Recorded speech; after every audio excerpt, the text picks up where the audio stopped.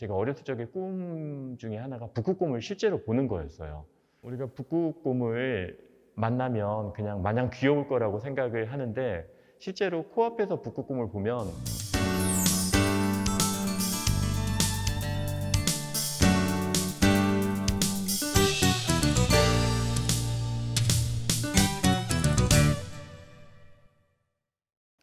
네, 안녕하세요. 저는 동화작가 김남중입니다. 주로 역사와 모험, 자연환경, 그리고 가끔 과학에 관한 동화도 쓰고 있습니다.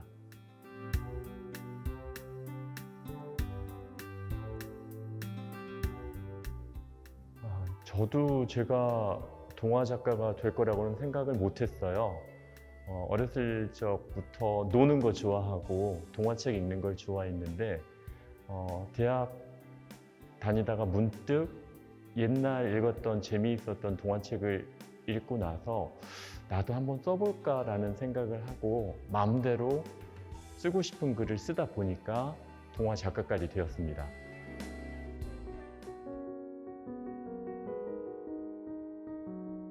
근데 작가는 우선 돈을 포기하고 시간을 선택한 직업인데요. 그 많은 시간 동안 좋은 책을 쓰기 위한 노력들을 합니다. 그래서 잘 놀아야 되고, 그리고 다음 책을 쓰기 위한 취재라든지 구상 이런 쪽에 시간을 많이 할애를 해요. 제 경우에는 1년에 두세 달 정도는 취재를 하고, 그리고 두세 달 정도는 집필을 하고, 나머지 시간은 독자들을 만나는데 쓰고 있습니다. 저는 글을 쓸 때 그 책에 나오는 활동의 대부분을 직접 해보는 편이에요. 그래서 쓸 때 재미도 있고 또 평소에 해보고 싶었던 일들을 글을 쓴다는 좋은 이유로 다 해볼 수가 있어서 제 직업을 무척 좋아하는데요. 그래서인지 책을 쓸 때도 재미있고 읽는 독자들도 눈앞에서 직접 보는 것 같은 생생함이 느껴진다라고 의견을 주실 때가 많습니다.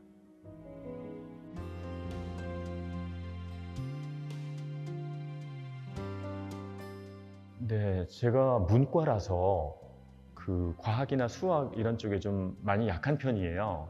하지만 그 뭐랄까 상상력이 있어서 그 간극을 메울 수 있다고 생각을 하는데요. 제가 쓰고 싶어 하는 그런 글이 생기면은 주로 먼저 도서관에 가서 관련 책들을 많이 읽어보는 편입니다. 그리고 그 책들로 촘촘하게 정보를 구성을 하고 그리고 거기에서 제 상상력이 뻗어나갈 가지를 이렇게 그려나가는 식으로 작업을 하고 있습니다. 사실 저는 전형적인 문과라서 과학에 대해서는 잘 몰라요. 그런데 그 박사님들을 따라다니면서 던지는 질문들 그리고 그 박사님들이 해주는 답변들이 굉장히 재미있었어요.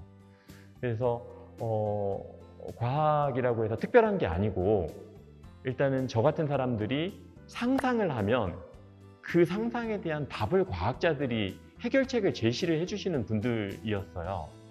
그래서 과학에 관련된 궁금증이나 혹은 글쓰기에 뭐 SF나 과학에 관한 그런 소재를 활용하고 싶은 사람들은 여러 가지 캠프도 있고요. 그리고 직접 자기가 궁금한 분야를 그 분야의 연구기관에 문의를 하는 방법도 좋다고 생각을 합니다. 저도 전혀 아무것도 관계가 없는 그런 기관들이지만 전화 걸어서 불쑥불쑥 물어볼 때가 많아요. 예를 들면 예전에 그 초록창에 지식 뭐 이런 거가 없었을 경우에 오징어가 수족관의 오징어는 긴 다리가 없는데 마른 오징어는 긴 다리 2개가 있단 말이죠. 그게 너무 궁금해서 국립수산과학연구원에 전화를 걸어서 오징어 박사님한테 물어본 적이 있어요. 이제 저한테 설명해 주시느라고 잘 모르는 문과한테 설명해 주시느라고 굉장히 힘들어 하셨지만 어쨌든 궁금한 게 있다면 다 전화 걸어서 물어보고 그 과정에서 자기가 좀 더 알아볼 수 있고 그리고 결국은 책 쓰기까지 이어질 수 있는 그런 동기를 부여받을 수 있을 거라고 생각합니다.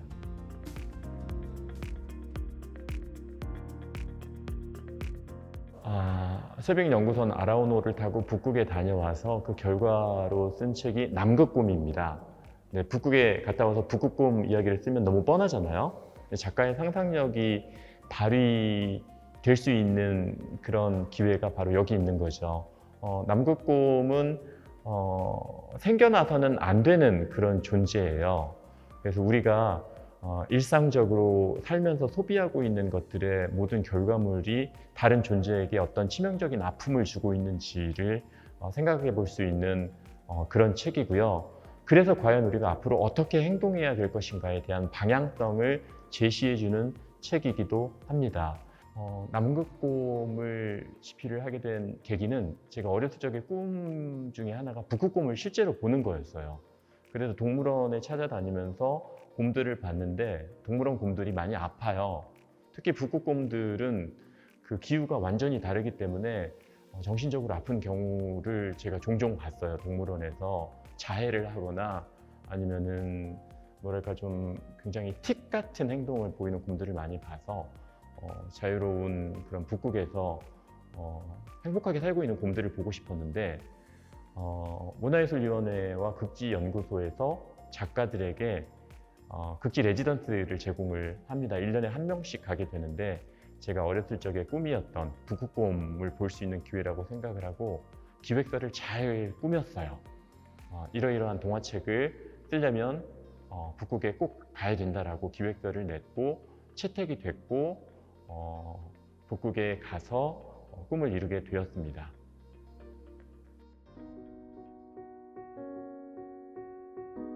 저보다 먼저 다른 분이 북극곰이 나타났다고 신호를 주셨고 이 배의 난간에서 찾은 북극곰은 얼음이 전혀 없는 파란 바다에서 헤엄치는 하얀 점 같은 북극곰이었습니다.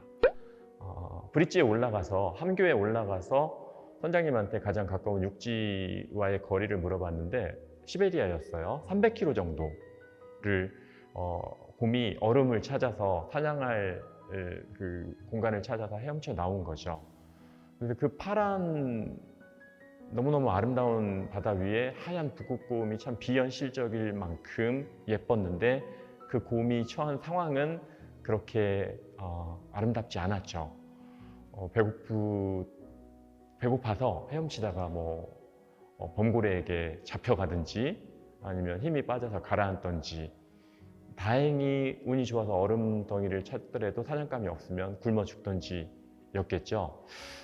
굉장히 비현실적인 광경에서 현실적인 비극을 확인할 수 있는 그런 경험이었습니다. 우리가 북극곰을 만나면 그냥 마냥 귀여울 거라고 생각을 하는데 실제로 코앞에서 북극곰을 보면 역시 귀여워요. 네, 아주 귀엽습니다. 키가 3m 가까운데도 귀엽고 몸무게가 600kg 가까운데도 귀엽고 근데 그런 그 북극곰과 눈을 마주하고 오래 보고 있으면 뭔가 좀 쓸쓸하기도 하고 슬프기도 해요.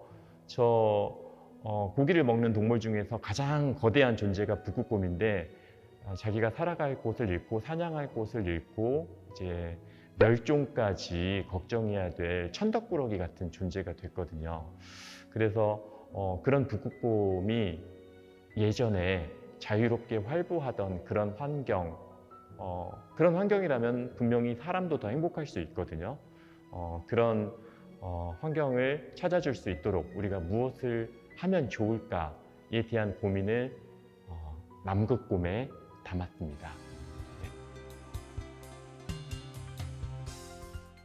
작가 중에서도 동화 작가들이 굉장히 행복하게 글쓰기를 하고 있어요. 그리고 작가라는 직업 자체가 워낙 민주적인 직업이어서 어떤 진입의 장벽이 높거나 자격이 크게 필요하거나 한 건 아니고요.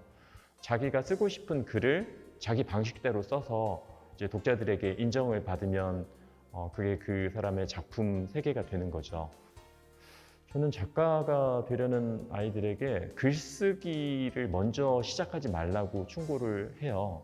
일단은 잘 놀기 그리고 잘 읽기 이 두 가지가 만나서 충분히 발효가 되면 그래서 압이 차면 글은 저절로 나온다고 생각을 하거든요.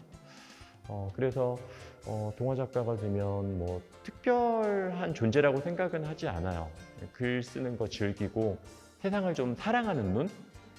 네. 그래서 전혀 관계 없는 것들 사이에 관계를 발견해주는 그런 일이 아닐까 싶습니다. 근데 지금까지 제 이야기 들어주셔서 감사합니다.